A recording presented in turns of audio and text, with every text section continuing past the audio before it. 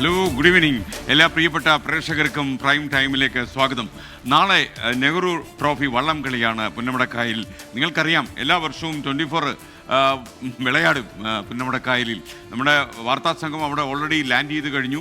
അപ്പോൾ 71ാമത് നെഹ്റു ട്രോഫിയാണ് വള്ളംകളി. നാളെ യഥാർത്ഥത്തിൽ പുന്നമടക്കായലിലെ ഓളപ്പാത്തികളിൽ ആവേശം അലയടിക്കും. അപ്പോൾ ആ ആവേശമൊക്കെ പ്രേക്ഷകരിലേക്ക് പകർന്നു തരാൻ രാവിലെ 6 മണി മുതൽ തത്സമയ പരിപാടി 24-ൽ ആരംഭിക്കുകയാണ്.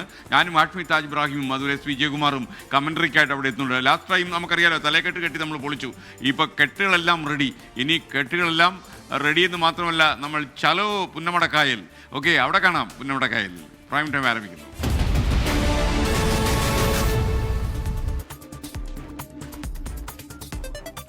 Hello, good evening. പ്രിയപ്പെട്ട പ്രേക്ഷകർക്ക് ഒരിക്കൽ കൂടി സ്വാഗതം. നിങ്ങൾക്കറിയുന്നത് പോലെ ഇത്രയും ആവേശം പകരുന്ന ഒരു ജലമേള ലോകത്തിൻ്റെ മറ്റേതെങ്കിലും ഭാഗത്തുണ്ടോ എന്ന് നമ്മൾ സംശയിക്കണം. അത്രയും വലിയ ഒരു ജലമേളയാണ് 79ാമത് നെഹ്റു ബോട്ട് റേസ് പുന്നമടക്കായലിൽ നാളെ നടക്കുക.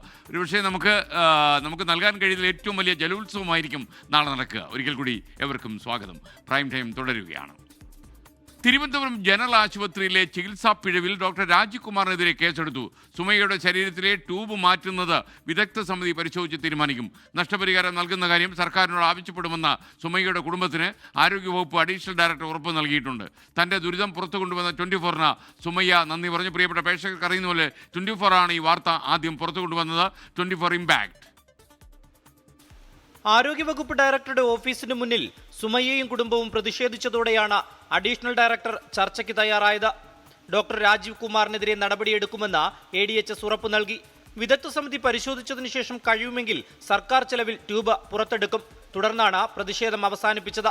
വിദഗ്ധ സമിതി ഇനി തിരിച്ചെടുക്കാൻ സാധിക്കുമെങ്കിൽ അതിനുള്ള ഒരു ചെയ്യാം. നമ്മൾ പറഞ്ഞെന്ന് പറഞ്ഞാൽ ഇനിയിപ്പം ഇവിടെ കേരളത്തിലല്ല, ഇനി പുറത്തായിരുന്നാൽ പോലും ഇതെടുക്കുന്നതിനുള്ള എല്ലാ ബാധ്യതയും എല്ലാ സാമ്പത്തികവും ഏറ്റെടുക്കേണ്ടത് സർക്കാരും ആരോഗ്യവകുപ്പാണെന്ന് പറഞ്ഞിട്ടുണ്ട്.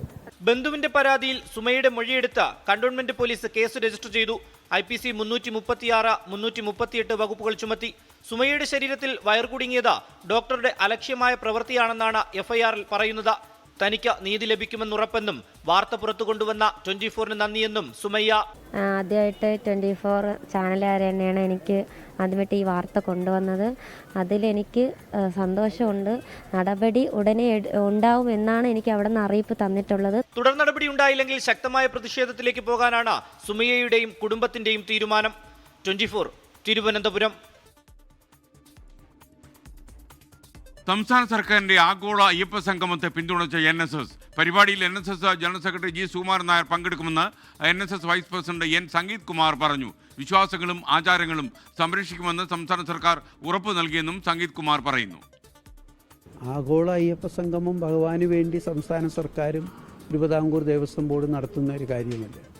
അപ്പോൾ അതിൽ നായർ സർവീസ് സൊസൈറ്റിയുടെ ബഹുമാനായ ജനറൽ സെക്രട്ടറിയെ അതിൻ്റെ അവലോകന യോഗത്തിലേക്ക് ക്ഷണിക്കുകയും അദ്ദേഹം അന്ന് തന്നെ ബഹുമാനായ ദേവസ്വം മന്ത്രി അവിടുത്തെ ആചാരങ്ങൾ സംരക്ഷിച്ചുകൊണ്ടും വിശ്വാസം സംരക്ഷിച്ചുകൊണ്ടും മാത്രമായിരിക്കും ഈ സംഗമവുമായിട്ട് മുന്നോട്ട് പോകുന്നതെന്ന് അവിടെ ഉറപ്പ് നൽകുകയെല്ലാം ചെയ്തിട്ടുണ്ട്. അതിൻ്റെ അടിസ്ഥാനത്തിൽ നായർ സർവീസ് സൊസൈറ്റിക്ക് ഈ സംഗമത്തോട് എതിർക്കേണ്ട കാര്യമൊന്നുമില്ല.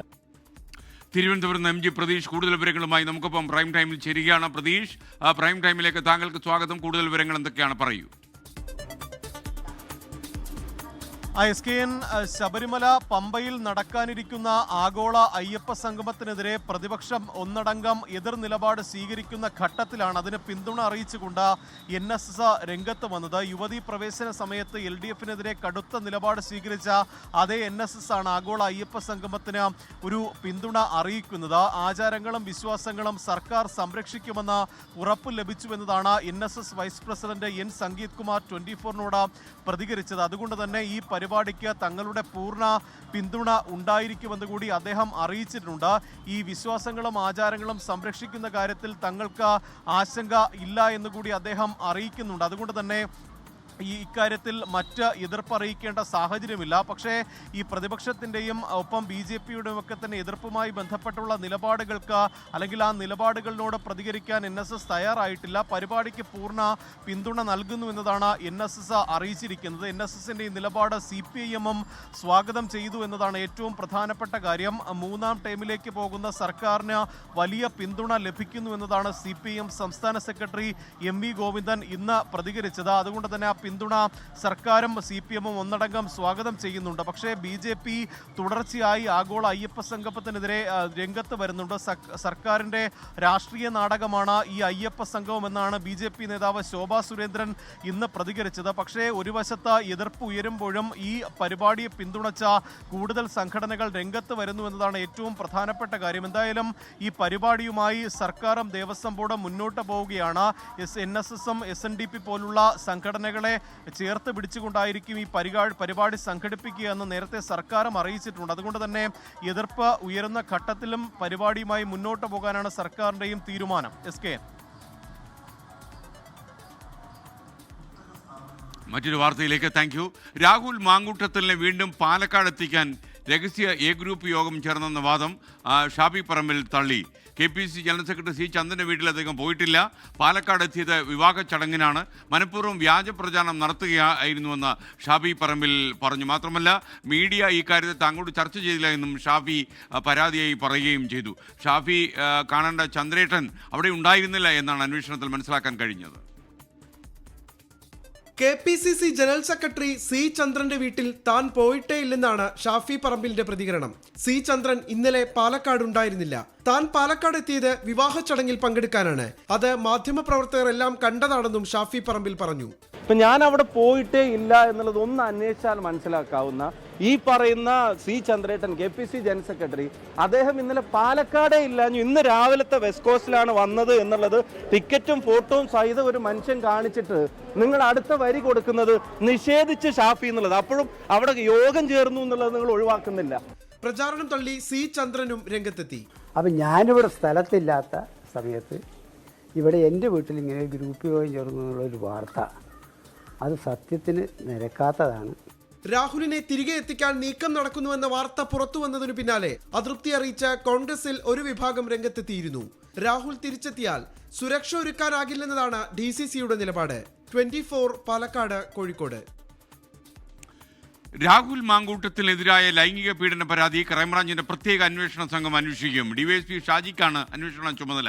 യൂത്ത് കോൺഗ്രസ് സംഘടനാ തെരഞ്ഞെടുപ്പിൽ വ്യാജ തിരിച്ചറിയൽ കാർഡ് ഉപയോഗിച്ച കേസിൽ ക്രൈംബ്രാഞ്ച് വ്യാപകമായ പരിശോധനയും ആരംഭിച്ചിട്ടുണ്ട്. സൈബർ വിംഗ് CI ഉൾപ്പെടുന്ന 4 അംഗ സംഘമാണ് രാഹുൽ മാങ്കൂട്ടത്തിനെതിരായ ലൈംഗിക പീഡന പരാതി അന്വേഷിക്കുന്ന ക്രൈംബ്രാഞ്ചിന്റെ പ്രത്യേക സംഘത്തിലുള്ളത്. ലൈംഗിക ആരോപണവുമായി ബന്ധപ്പെട്ട കേസിൽ ഉടൻ മൊഴി രേഖപ്പെടുത്തലുകളിലേക്ക് കടന്നേക്കും. ആദ്യഘട്ടത്തിൽ തുറന്നു പറച്ചിലുകൾ നടത്തിയ റിനി ആൻഡ് ജോർജ്, അവന്തിക, ഹണി ഭാസ്കരൻ എന്നിവരുടെ മൊഴിയെടുക്കും. 2 വ്യത്യസ്ത ടീമുകളായി തിരിച്ച് എറണാകുളം, തിരുവനന്തപുരം എന്നിവിടങ്ങൾ കേന്ദ്രീകരിച്ച് അന്വേഷിക്കാനാണ് നീക്കം. മാധ്യമ വാർത്തകളുടെ അടിസ്ഥാനത്തിലുള്ള പരാതികൾ മാത്രമാണ് ഇപ്പോൾ ക്രൈംബ്രാഞ്ചിന് മുന്നിലുള്ളത്. രാഹുലിനെതിരെ ഉചിതമായ നടപടിയെടുത്തു എന്ന് KPCC അധ്യക്ഷൻ സണ്ണി ജോസഫ് ആവർത്തിച്ചു. ജനങ്ങൾക്ക് ഇതിനോടകം ഞങ്ങൾ സ്വീകരിച്ച നടപടി ജനങ്ങളെ അങ്ങേയറ്റം ഞങ്ങളിൽ കൂടുതൽ മതിപ്പും അതുപോലെ തന്നെ ഞങ്ങൾക്ക് കൂടുതൽ പിന്തുണയും നൽകുന്ന നടപടികൾ ഞങ്ങൾ സ്വീകരിച്ചിട്ടുണ്ട്. മറ്റൊരു പാർട്ടിക്കും ഞങ്ങളെ കുറ്റപ്പെടുത്താൻ അർഹതയില്ല.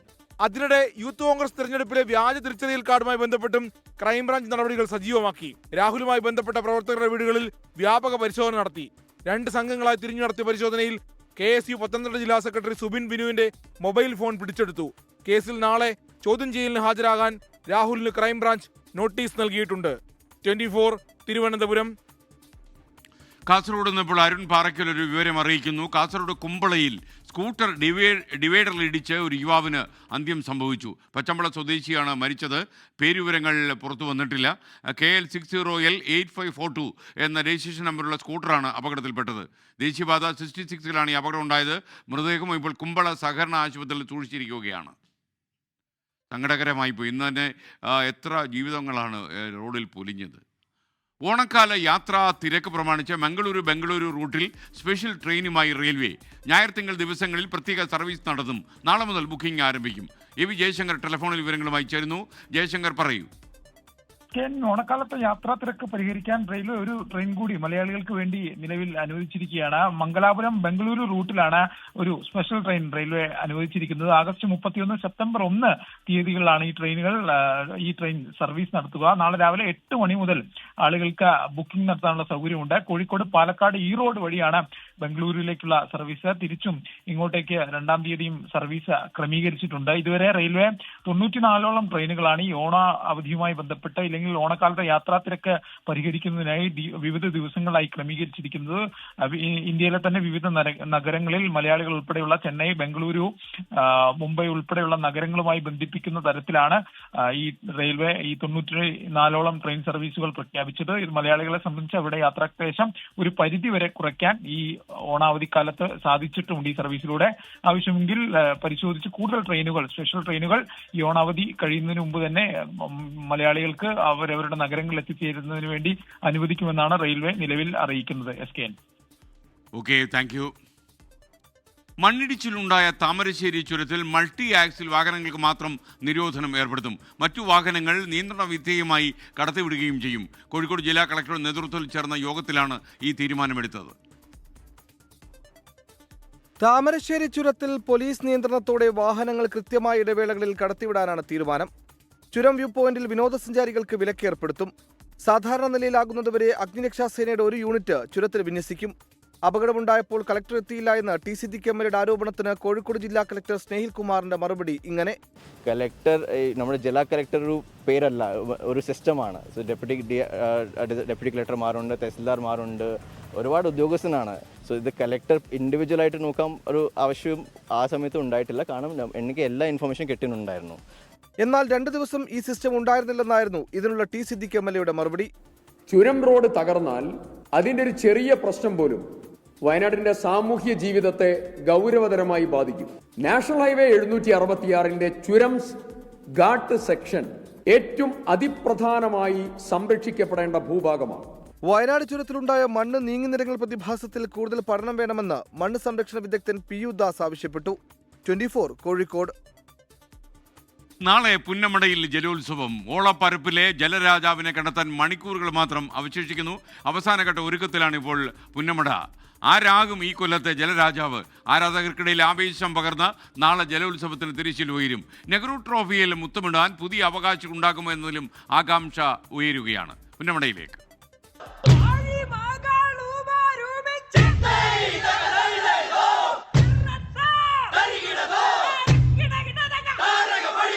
തുഴയും വള്ളവും വെള്ളവും തമ്മിലുള്ള ആവേശപ്പോരിൽ ആര് ജയിക്കുമെന്നറിയാൻ ഇനി മണിക്കൂറുകൾ മാത്രം.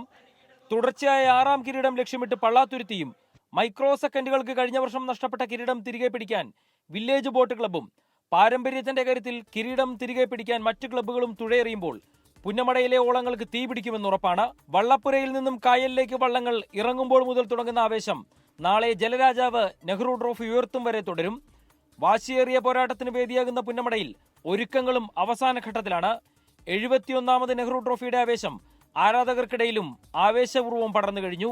ആലപ്പുഴ ജില്ലയിലാകെ ശക്തമായ മഴ പെയ്യുന്നുണ്ടെങ്കിലും കായലിലെ പോരിന് അതൊന്നും തടസ്സമാകില്ല എന്നാണ് ആരാധകരുടെ പ്രതീക്ഷ. കൈക്കരുത്തും മെയ്ക്കരുത്തും ഒരുപോലെ ഒരുമിക്കുന്ന നെഹ്റു ട്രോഫിയിൽ പുന്നമടയുടെ പുതിയ രാജാവാരെന്നറിയാൻ മണിക്കൂറുകളുടെ കാത്തിരിപ്പ് മാത്രം. 24 ആലപ്പുഴ. പ്രിയപ്പെട്ട പ്രേക്ഷകരെ, നിങ്ങൾക്കറിയുന്ന പോലെ നാളെ ഞാനും ഹാഷ്മി താജ് ഇബ്രാഹിം, S വിജയകുമാറും അവിടെ എത്തും. നാളെ രാവിലെ 6 മണിക്ക് തന്നെ നമ്മുടെ തത്സമയ പരിപാടി തുടങ്ങും. ഈ ജലോത്സവം വലിയൊരു അനുഭവമാക്കാൻ, അതിൻ്റെ ചൂടും ചൂരും ഒട്ടും ചോർന്നു പോകാതെ പ്രേക്ഷകരിലേക്ക് സന്നിവേശിപ്പിക്കാൻ 24 എല്ലാവിധമായ ഒരുക്കങ്ങളും എടുത്തു കഴിഞ്ഞു. കഴിഞ്ഞ കൊല്ലം പ്രിയപ്പെട്ട പ്രേക്ഷകരെല്ലാം ഈ ജലോത്സവത്തിൻ്റെ മാസ്മരികമായ ഊർജ്ജവും ആവേശവും എല്ലാം അനുഭവിച്ചറിഞ്ഞത് 24ലൂടെയായിരുന്നു. ഇത്തവണയും ആ ചരിത്രം മാറുന്നില്ല. നാളെ മുതൽ പ്രേക്ഷകർ നമ്മൾ ഒന്നിച്ച് നാളെ രാവിലെ 6 മണി മുതൽ തത്സമയം ചാനലിൽ 24ൽ ഈ പരിപാടി കാണിക്കുന്നുണ്ട്. ഉച്ചതിരിഞ്ഞ് മുഖ്യമന്ത്രി പങ്കെടുക്കുന്ന യോഗമുണ്ട്. പരിപാടി ഉദ്ഘാടനം ചെയ്തു കഴിഞ്ഞാൽ ഔപചാരികമായി വള്ളംകളി, നെഹ്റു ട്രോഫി ജലോത്സവം ആരംഭിക്കും. 71ാമത് നെഹ്റു ട്രോഫി ജലോത്സവത്തിന് തിരശ്ശീല നാളെ ഉയരും. ജലോത്സവത്തിൽ പുന്നമടക്കായലിലെ ആവേശത്തിൻ്റെ തിരകളിളക്കിയായിരിക്കും ഞങ്ങൾ പുന്നമടയിൽ എത്തുക. ഈ പരിപാടി കഴിഞ്ഞാലുടൻ നമ്മൾ അങ്ങോട്ട് യാത്ര ചെയ്യുകയാണ്. പിന്നൊരു കെട്ട് നമ്മൾ തലക്കെട്ട്. ഓക്കെ, നമ്മളിനി അടുത്ത വാർത്തയിലേക്ക്. ഓണക്കാല ചെലവ് കണക്കിലെടുത്ത് സർക്കാർ വീണ്ടും വായ്പ എടുക്കുന്നുവെന്ന് വാർത്ത വരുന്നു. തിരുവനന്തപുരത്ത് 4000 കോടി രൂപയാണ് വായ്പ എടുക്കാൻ പോകുന്നത്. പൊതുവിപണിയിൽ നിന്ന് കടപ്പത്രം വഴിയാണ് വായ്പ എടുക്കുന്നത്. ആർ ശ്രീജിത്ത് വിവരങ്ങൾ നൽകും തിരുവനന്തപുരത്ത്. ശ്രീജിത്ത് പറയൂ. SKN ഓണക്കാലത്തെ ചെലവുകൾക്കായി സർക്കാരിന് ആകെ വേണ്ടത് 19,575 കോടി രൂപയാണെന്ന് കണക്കാക്കിയിരിക്കുന്നത്. ഇതിലേക്കാണ് ഇപ്പോൾ വീണ്ടും വായ്പ എടുക്കുന്നത്. 4000 കോടി രൂപ പൊതുവിപണിയിൽ നിന്ന് കടമെടുക്കാനാണ് തീരുമാനം. ചൊവ്വാഴ്ചയാണ് ഈ കടപ്പത്രം വഴിയുള്ള പണം ലേലത്തിലൂടെ സ്വീകരിക്കാൻ പോകുന്നത്. കഴിഞ്ഞ ആഴ്ചയും 3000 കോടി രൂപ വായ്പ എടുത്തിരുന്നു. എല്ലാ ആഴ്ചയും ഇപ്പോൾ ശരാശരി 2000 കോടി രൂപ എന്ന നിരക്കിൽ സർക്കാർ പൊതുവിപണിയിൽ നിന്ന് വായ്പ എടുക്കുന്നുണ്ട്. ഓണക്കാല ചെലവുകളിലാണ് സർക്കാരിന് ഈ മാർച്ച് മാസത്തെ ചെലവ് കഴിഞ്ഞാൽ ഏറ്റവും വലിയ ചെലവ് വരുന്ന മാസം. ഈ ചെലവുകൾ മീറ്റ് ചെയ്യുന്നതിന് വേണ്ടി ഇപ്പോൾ ഇത്രയും വലിയ തുക കടമെടുക്കുന്നത്. ഓക്കെ, ശ്രീജിത്താണ് വിവരങ്ങൾ നൽകിയത്. മോഹൻ ബിലാൽത്തറ പറയുന്നു ഈ നാളെ വേണമെന്നുള്ളത് കരുതി ആരോഗ്യം നോക്കി വേണം നാളെ ആവേശം കാണിക്കാനെന്നാണ് പറയുന്നത്. അതൊന്നും നമ്മൾ കളത്തിൽ ഇറങ്ങിക്കഴിഞ്ഞാൽ പിന്നെ നമുക്ക് കണ്ണ് കാണത്തില്ലെന്നുള്ളത് സത്യം. പ്രത്യേകിച്ച് ഈ പുന്നമടയുടെ അന്തരീക്ഷത്തിലേക്ക് ഇറങ്ങിക്കഴിഞ്ഞാൽ പിന്നെ നമുക്ക് നിയന്ത്രണം കിട്ടത്തില്ല സുഹൃത്തേ. വലിയ പ്രശ്നം, അത്രയ്ക്ക് ആവേശമാണ് അവിടെ. നമ്മളതിനകത്തിറങ്ങുമ്പോൾ നമ്മൾ ഈ തുഴ പിടിക്കുന്ന ആളെ പോലെയായി മാറും. അപ്പോൾ ഈ വള്ളം കളിയിൽ ആവേശത്തോടെ മത്സരിക്കുന്ന ഒരു മത്സരാർത്ഥിയെ പോലെയായി പോകും നമ്മുടെ മനോഭാവം. എന്നാലും ആരോഗ്യം ശ്രദ്ധിച്ചോളാം. GST പരിഷ്കരണവുമായി ബന്ധപ്പെട്ട BJP ഇതര സംസ്ഥാനങ്ങളിലെ ധനമന്ത്രിമാരുടെ യോഗം ചേർന്നു. GST പരിഷ്കരണം ഏർപ്പെടുത്തിയാലും വരുമാന നഷ്ടം സംസ്ഥാനങ്ങൾക്കാണെന്ന് ഈ യോഗം വിലയിരുത്തി. അടുത്ത മാസം ആദ്യവാരം ചേരുന്ന GST കൗൺസിൽ യോഗത്തിൽ ഈ ആശങ്ക കേന്ദ്ര ധനമന്ത്രിയുമായി ഇവർ പങ്കുവയ്ക്കുകയും ചെയ്യും. GST പരിഷ്കരണത്തിൽ 71% നഷ്ടവും സംസ്ഥാനങ്ങൾക്ക് സഹിക്കേണ്ടി വരുമെന്നാണ് യോഗത്തിലെ പ്രധാന വിലയിരുത്തൽ. സാധനങ്ങളുടെ വില കുറയുന്നതിൽ ഗുണം ജനങ്ങൾക്ക് ഉറപ്പാക്കണമെന്ന ആവശ്യം GST കൗൺസിൽ യോഗത്തിൽ ഉന്നയിക്കുമെന്ന് സംസ്ഥാന ധനമന്ത്രി KN ബാലഗോപാൽ. ടാക്സിൻ്റെ ഇളവ് വരുന്നത് സാധാരണ ജനങ്ങൾക്ക് കിട്ടണം, അത് കിട്ടാതെ അത് കമ്പനികൾ എടുക്കരുത്. അതുകൊണ്ട് അങ്ങനത്തെ പല പ്രശ്നങ്ങളുണ്ട്, കൺസേൺ ഉണ്ട്. വലിയ തോതിലുള്ള വരുമാന നഷ്ട സംസ്ഥാനങ്ങൾക്ക് ഉണ്ടാകുമെന്നുള്ള ആശങ്കയുണ്ട്. അപ്പോൾ അതിന് ഒരു പ്രൊട്ടക്ഷൻ വേണം. സംസ്ഥാനങ്ങളുടെ വരുമാനം സംരക്ഷിക്കുന്ന തരത്തിൽ അനുകൂല തീരുമാനം ഉണ്ടാകുമെന്നാണ് BJP ഇതര സംസ്ഥാനങ്ങളിലെ ധനമന്ത്രിമാരുടെ കണക്കുകൂട്ടൽ.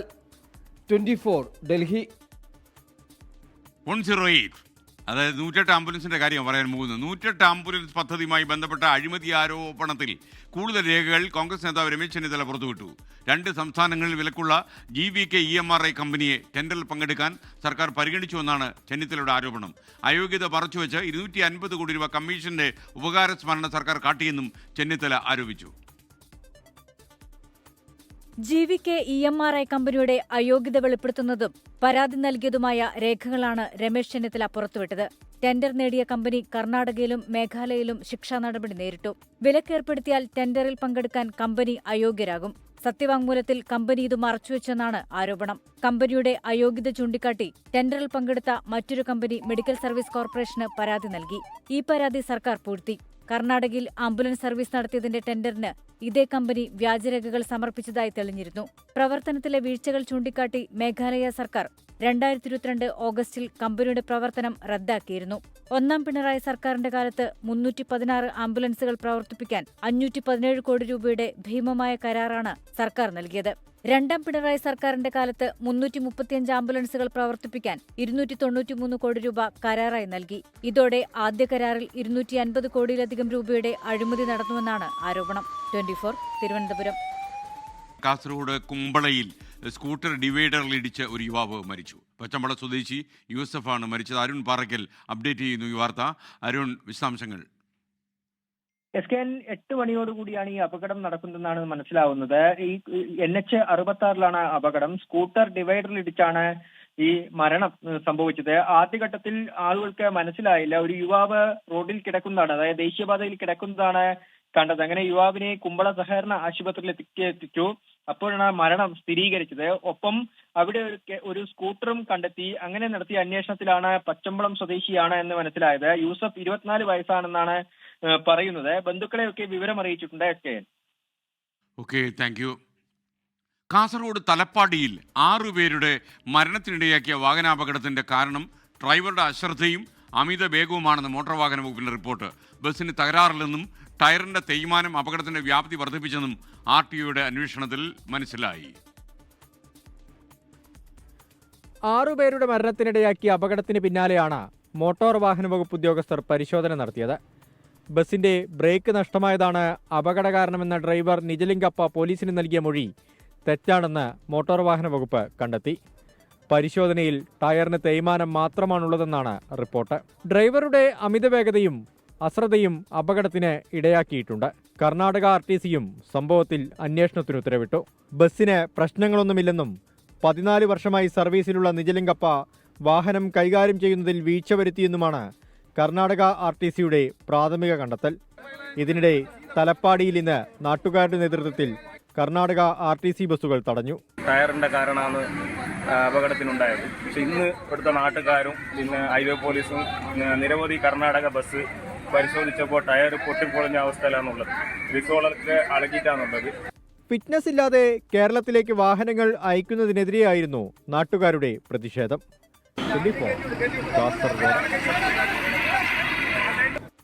മറ്റു ചില വാർത്തകളിലേക്ക് വിശദമായി. ഓണം സ്പെഷ്യൽ ഗൂണ്ടാവിരുദ്ധ സ്ക്വാഡുമായി സംസ്ഥാന പോലീസ്. തലസ്ഥാനത്ത് മാത്രം കാപ്പ ചുമത്തി ജയിലിലടച്ചത് 42 ഗുണ്ടകളെ. 32 പേർ നിരീക്ഷണത്തിലാണ്. രാത്രികാല പരിശോധനയും ശക്തമാക്കിയിട്ടുണ്ട്.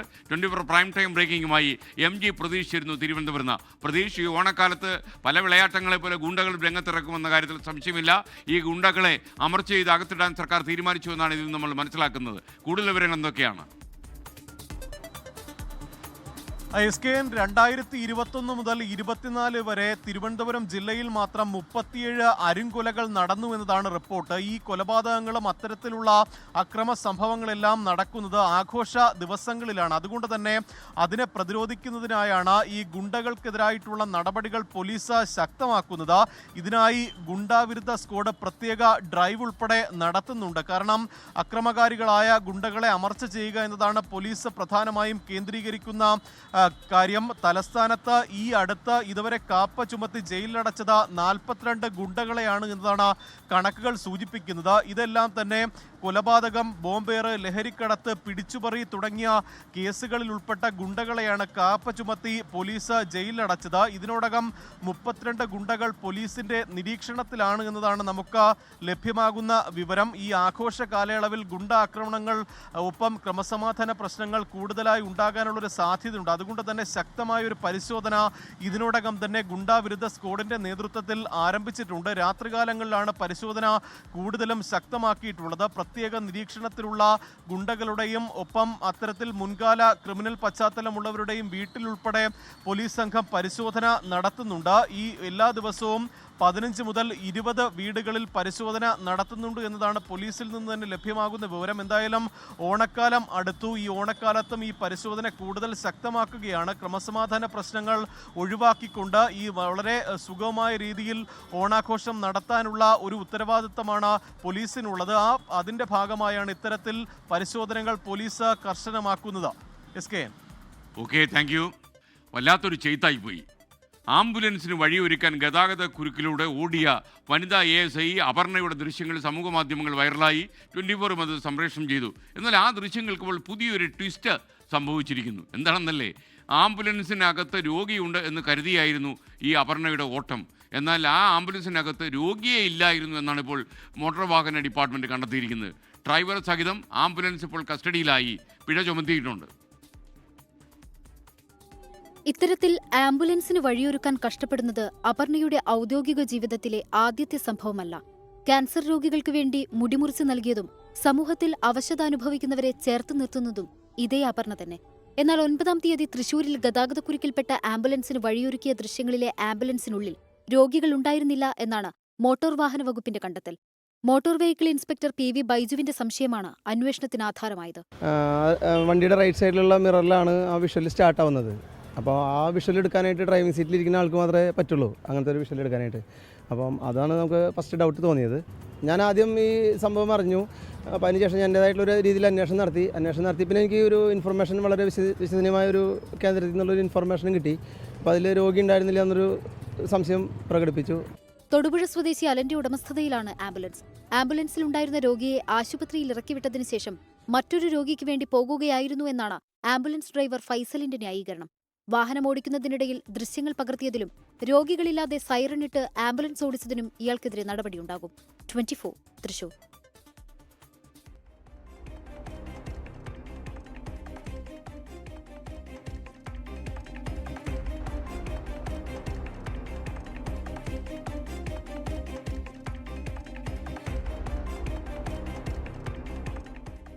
കണ്ണൂർ ADM-ആയിരുന്ന കെ നവീൻ ബാബുവിന്റെ മരണത്തിൽ തുടരന്വേഷണമില്ല.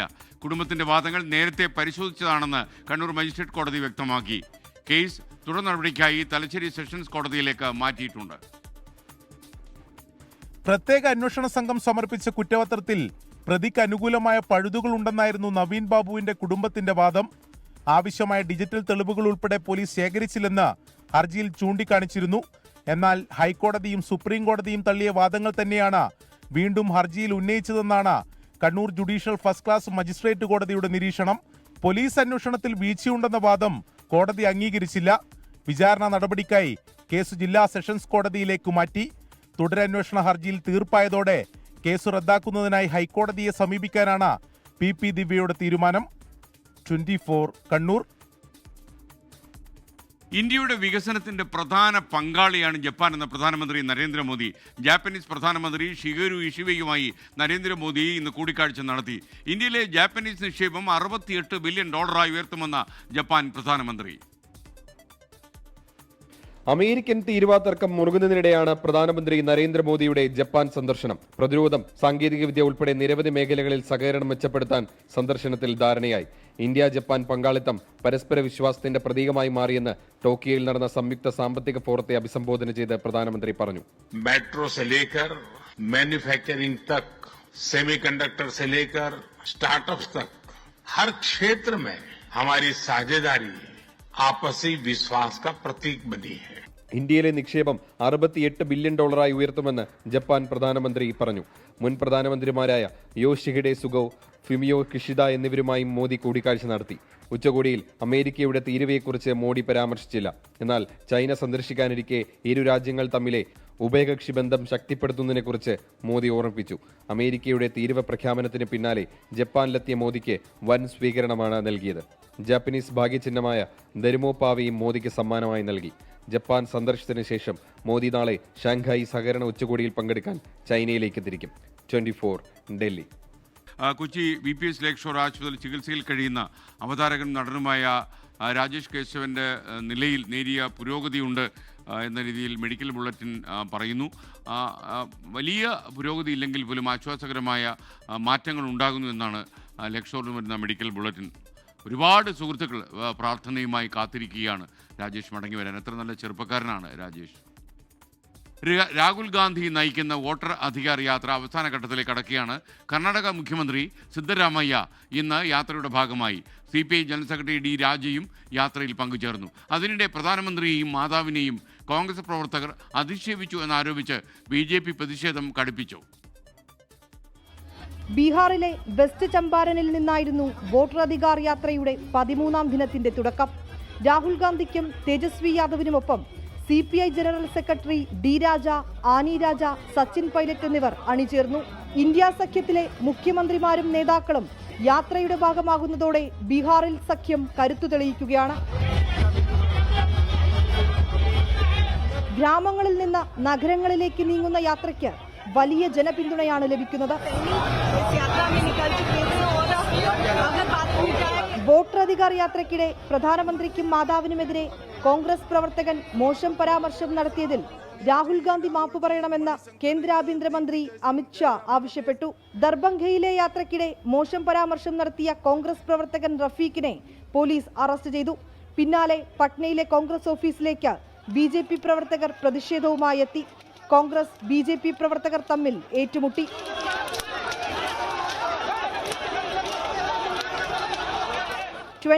ഡൽഹി.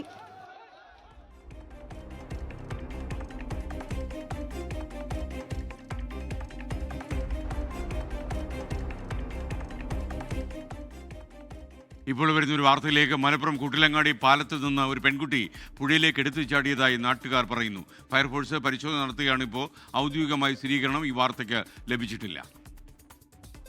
മതസ്വാതന്ത്ര്യം ഭാരതത്തിന്റെ അനിവാര്യ ഘടകം എന്ന സീറോ മലബാർ സഭ സിനഡ്. കന്യാസ്ത്രീകൾക്കും വൈദികർക്കും നേരെ നടന്ന അതിക്രമം സഭാ സിനഡ് ചർച്ച ചെയ്തു. അൽമായർക്കും സമർപ്പിതർക്കും സഞ്ചാര സ്വാതന്ത്ര്യം പോലും പലയിടങ്ങളും നിഷേധിക്കപ്പെടുന്നത് മൗലിക അവകാശങ്ങളുടെ ലംഘനമെന്നാണ് സിനഡ് സർക്കുലറിൽ വിമർശിച്ചത്. എറണാകുളം അങ്കമാലി അതിരൂപതയിലെ കുർബാന തർക്കത്തിൽ സമവായം തുടരാനും സിനഡിൽ തീരുമാനമായി. ആൻമരിയ സണ്ണി കൊച്ചിയിൽ നിന്ന് തത്സമയം ചേരുകയാണ്. ആൻമരിയ, പ്രൈം ടൈമിലേക്ക് താങ്കൾക്ക് സ്വാഗതം. പറയൂ. ഈ മാസം 18 മുതൽ നീണ്ടു നിന്നിരുന്ന സിനഡാണ് ഇന്ന് പൂർത്തിയായിരിക്കുന്നത്. ഇത്രയും ദിവസം നീണ്ടു നിന്നിരുന്ന സിനഡിൽ ചർച്ച ചെയ്ത വിഷയങ്ങളുടെ സിനഡാനന്തര സർക്കുലറാണ് ഇപ്പോൾ പുറത്തു വന്നിരിക്കുന്നത്. ഈ സർക്കുലറിലാണ് കന്യാസ്ത്രീകൾക്കും വൈദികർക്കും നേരെ നടന്ന അതിക്രമത്തെക്കുറിച്ചുള്ള ചർച്ചയും അതിനുശേഷം അവിടെ ഉണ്ടായിരുന്ന അഭിപ്രായങ്ങളും ഇപ്പോൾ വന്നിരിക്കുന്നത്. മതസ്വാതന്ത്ര്യം ഭാരതത്തിന്റെ അനിവാര്യ ഘടകമെന്നാണ് സിറോ മലബാർ സഭാ സിനഡിൽ ഈ സർക്കുലറിൽ പറഞ്ഞിരിക്കുന്നത്. കാലങ്ങളായി മിഷണറി പ്രവർത്തനങ്ങൾ ചെയ്യുന്നവരെ കേവലം മതവിഷയം മാത്രമാക്കി ചുരുക്കുന്ന വർഗീയ അജണ്ടകൾ ദൗർഭാഗ്യകരമാണെന്നും ഇതിൽ പറയുന്നു. മാത്രമല്ല, അൽമായർക്കും സമർപ്പിതർക്കും സഞ്ചാര സ്വാതന്ത്ര്യം പോലും പലയിടങ്ങളിലും നിഷേധിക്കപ്പെടുന്നതും മൗലിക അവകാശങ്ങളുടെ ലംഘനമാണെന്നും ഈ സിനഡാനന്തര സർക്കുലറിൽ പറയുന്നുണ്ട്. ഈ ക്രൈസ്തവർ പല കാര്യങ്ങളും ചെയ്യുന്നുണ്ട്, പക്ഷെ അതൊന്നും മറ്റുള്ളവരുടെ ശ്രദ്ധയിലേക്ക് പെടുന്നില്ല. ഒരിക്കലും മതം മാറ്റുക എന്ന രീതിയിലേക്ക് ക്രൈസ്തവർ ചിന്തിച്ചിട്ടില്ല. മിഷണറി പ്രവർത്തനങ്ങളുമായി ബന്ധപ്പെട്ടാണ് ഞങ്ങൾ ജീവിക്കുന്നത് എന്നതടക്കമുള്ള കാര്യങ്ങളും ഈ സിനഡാനന്തര സർക്കുലറിൽ പറയുന്നുണ്ട്. മറ്റൊരു കാര്യം ഇതിനകത്ത് പ്രധാനമായിട്ടും വന്നിരിക്കുന്നത് ഏറെക്കാലമായി നീണ്ടു നിൽക്കുന്ന എറണാകുളം അങ്കമാലി അതിരൂപതയിലെ കുർബാന തർക്കമാണ്. ഈ കുർബാന തർക്കത്തില് കുറച്ചു നാളുകൾക്ക് മുമ്പ് ഒരു സമവായം വന്നിരുന്നു. അത് ഇപ്രകാരമായിരുന്നു: തർക്കം നിലനിൽക്കുന്ന പള്ളികളിൽ, എറണാകുളം അങ്കമാലി അതിരൂപതകളില് ഈ ഞായറാഴ്ചകളിലും മറ്റു കടമുള്ള ദിവസങ്ങളിലും ഒരു ഏകീകൃത കുർബാന അർപ്പിക്കുക എന്ന രീതിയിൽ ഒരു സർക്കുലർ പുറപ്പെടുവിച്ചിരുന്നു. ഈ രീതിയിൽ തന്നെ മുന്നോട്ട് പോകും എന്ന രീതിയിലാണ് ഇപ്പോൾ, അതായത് ആ സമവായം തുടരും എന്ന് തന്നെയാണ് ഈ സിനഡിൽ ചർച്ചയായിരിക്കുന്നത്. അങ്ങനെ ഇത്ര ദിവസം നീണ്ടു നിന്നിരിക്കുന്ന, അതായത് 18 മുതൽ നീണ്ടു നിന്നിരുന്ന സഭാ സിനഡ് പൂർത്തിയായിരിക്കുകയുമാണ്. ഓക്കെ, ആൻമരിയ സണ്ണിയാണ് വിവരങ്ങൾ നൽകിയത്. മറാത്ത സംവരണ പ്രക്ഷോഭത്തിൽ സ്തംഭിച്ച് മുംബൈ നഗരം. സമരാനുകൂലികൾ വാഹനങ്ങൾ തടഞ്ഞതോടെ നഗരം വൻ ഗതാഗത കുരുക്കിലേക്ക് മുഖം കുത്തി. ആവശ്യങ്ങളിൽ നിന്ന് പിന്നോട്ട് പോകില്ലെന്ന് പ്രക്ഷോഭത്തിന് നേതൃത്വം കൊടുക്കുന്നവരുടെ അന്ത്യശാസനം. മറാഠ വിഭാഗത്തിന് OBC സംവരണം നൽകണമെന്ന ആവശ്യവുമായി നടത്തുന്ന സമരങ്ങളുടെ തുടർച്ചയാണ് മുംബൈയിൽ കണ്ടത്. ആസാദ് മൈതാനിൽ സമര നേതാവ് മനോജ് ജാരംഗെ പാട്ടീൽ ഇന്ന് നിരാഹാരം ഇരിക്കുന്നു. 5000 പേർക്ക് സമരത്തിൽ പങ്കെടുക്കാനുള്ള അനുമതിയാണ് മുംബൈ പോലീസ് നൽകിയത്. പക്ഷേ നഗരത്തിലേക്ക് ഒഴുകിയെത്തിയത് 10,000 കണക്കിന് പേർ. മൈതാനത്തിന് പുറത്തേക്കും സമരാനുകൂലികൾ ഇറങ്ങി വാഹനങ്ങൾ തടഞ്ഞു.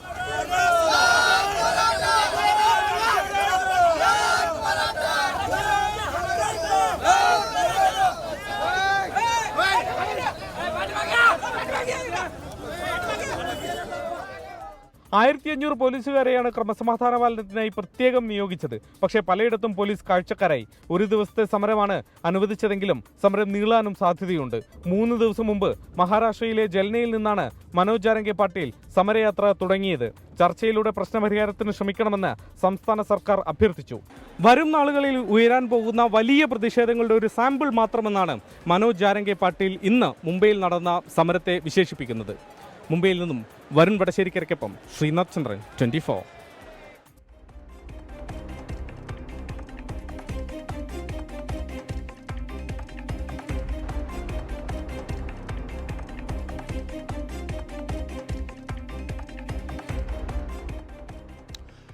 മറ്റൊരു വാർത്തയിലേക്ക്. 30 വർഷങ്ങൾക്ക് ശേഷം ഡയാന രാജകുമാരി കുഴിച്ചിട്ട ടൈം ക്യാപ്സൂൾ കണ്ടെത്തി. 1991 ഡയാന രാജകുമാരി ലണ്ടനിലെ ഗ്രേറ്റ് ഓർമണ്ട് സ്ട്രീറ്റ് ആശുപത്രിയിലെ പ്രസിഡന്റായിരുന്നപ്പോൾ കുഴിച്ചിട്ട പെട്ടിയാണ് ഇപ്പോൾ തുറന്നത്. പോക്കറ്റ് വലിപ്പമുള്ള TV, ഓസ്ട്രേലിയൻ ഗായിക കൈലി മിനോഗിൻ്റെ CD, വിത്തുകൾ എന്നിവയായിരുന്നു ഈ പെട്ടിയിലുണ്ടായിരുന്നത്. ലണ്ടനിലെ ഗ്രേറ്റ് ഓർമണ്ട് സ്ട്രീറ്റ് ആശുപത്രി അധികൃതർ കുട്ടികൾക്കായുള്ള ക്യാൻസർ സെന്റർ നിർമ്മാണത്തിനിടെയാണ് പെട്ടി കണ്ടെടുത്തത്. 1991 ഡയാന രാജകുമാരി ലണ്ടനിലെ ഗ്രേറ്റ് ഓർമണ്ട് സ്ട്രീറ്റ് ആശുപത്രിയിലെ പ്രസിഡന്റായിരുന്നപ്പോഴാണ് ഈ ചെറിയ ലെഡ് പെട്ടി കുഴിച്ചിട്ടത്. 90കളുടെ ജീവിതശൈലി തുറന്നു കാണിക്കുന്ന വസ്തുക്കളാണ് പെട്ടിയിലുണ്ടായിരുന്നതെന്ന് ഗ്രേറ്റ് ഓർമണ്ട് സ്ട്രീറ്റ് ആശുപത്രി അധികൃതർ വ്യക്തമാക്കി. പോക്കറ്റ് വലിപ്പമുള്ള TV, ഓസ്ട്രേലിയൻ ഗായിക കെയ്ലി മിനോഗിന്റെ CD, സോളാറിൽ പ്രവർത്തിക്കുന്ന കാൽക്കുലേറ്റർ, ബ്രിട്ടീഷ് നാണയങ്ങൾ, ക്യൂ ഗാർഡൻസിനുള്ള മരങ്ങളുടെ വിത്തുകൾ, ഡയാന രാജകുമാരിയുടെ ചിത്രം, ഗൾഫ് യുദ്ധ സംഭവവികാസങ്ങൾ, ശീതയുദ്ധ രാഷ്ട്രീയം എന്നിവ വിവരിക്കുന്ന ദ ടൈംസ് പത്രം തുടങ്ങിയവയാണ് പെട്ടിയിലുണ്ടായിരുന്നത്. പ്രസിദ്ധമായ ബ്ലൂ പീറ്റർ മത്സരത്തിൽ വിജയിച്ച 11-കാരൻ ഡേവിഡ് വാട്സണും 9 വയസ്സുകാരിയായ സിൽവിയ ഫോൾക്കൻസും ഡയാന രാജകുമാരിയും ചേർന്നാണ് വസ്തുക്കൾ തിരഞ്ഞെടുത്തത്. ആശുപത്രിയുടെ വെറൈറ്റി ക്ലബ് കെട്ടിടത്തിന്റെ അടിയിൽ നിന്നാണ് പെട്ടി കണ്ടെടുത്തത്. International desk, 24. ബോബി ജോൺസൺ ഇപ്പോൾ ഒരു വാർത്ത അറിയിക്കുന്നു. കോട്ടയത്ത് ആദ്യമായി കഞ്ചാവ് മിഠായി പിടികൂടി. കോട്ടയം എക്സൈസ് റേഞ്ച് ടീമാണ് കഞ്ചാവ് മിഠായി പിടിച്ചെടുത്തത്. ആസാം സ്വദേശി കാസിം അലിയുടെ പക്കൽ നിന്നാണ് ഈ കഞ്ചാവ് മിഠായി പിടികൂടിയത്. 27 കഞ്ചാവ് മിഠായികളും 1100 കിലോഗ്രാം കഞ്ചാവും ബ്രൗൺ ഷുഗറും. എന്താ ചെയ്യുക? ഇപ്പോൾ വരുന്ന ഒരു വിയോഗത്തിൻ്റെ വാർത്ത BJP സംസ്ഥാന അധ്യക്ഷൻ രാജീവ് ചന്ദ്രശേഖറിൻ്റെ പിതാവ് എയർ കമ്മഡോർ MK ചന്ദ്രശേഖർ അന്തരിച്ചു. വലിയൊരു വിയോഗമാണത്. എന്തായാലും ആദരാഞ്ജലികൾ. ഇതോടെ ഇന്നത്തെ പ്രൈം ടൈം അവസാനിക്കുന്നു. നിങ്ങൾക്കെല്ലാവർക്കും നല്ലൊരു ദിവസം ഞാൻ ആശംസിക്കുന്നു. Good bye. ലോകത്തെവിടെയായാലും ഏത് സമയത്തും 24 വാർത്തകളും ഓഗ്മെന്റഡ് റിയാലിറ്റി പാക്കേജുകളും എക്സ്പ്ലെയിനറുകളും വിശദമായി കാണാൻ ഞങ്ങളുടെ യൂട്യൂബ് ചാനൽ നിങ്ങൾക്ക് സബ്സ്ക്രൈബ് ചെയ്യാം.